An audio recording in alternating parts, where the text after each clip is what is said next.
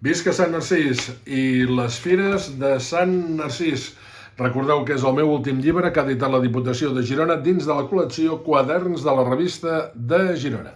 Bé, ens havíem quedat aquí en l'anterior vídeo que estem fent, que és amb aquesta fotografia del Mercat de la Rambla.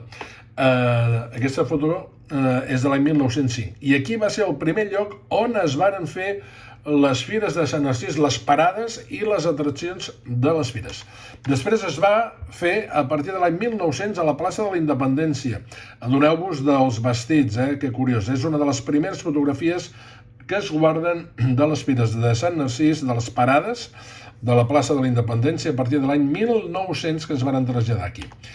I aquí tenim la prova més important de quan la gent important que governava la ciutat de Girona, els prohoms, els jurats que se'ls deia, l'any 1336 varen demanar al rei Pere III que els hi concedís el privilegi de celebrar unes fires pel patró, per la festivitat de Sant Narcís, pel 29 d'octubre, perquè antigament el patró de Girona era Sant Feliu i se celebraven ja unes fires ja des de molt antic, des del segle XI, segle XII, en honor a Sant Feliu l'1 d'agost. Però els prohoms van dir, les volem celebrar ja per al nou patró que és Sant Narcís, l'any 1336 ho varen demanar i no els hi varen concedir fins l'any 1399. Des d'aleshores estem gaudint de les nostres fires.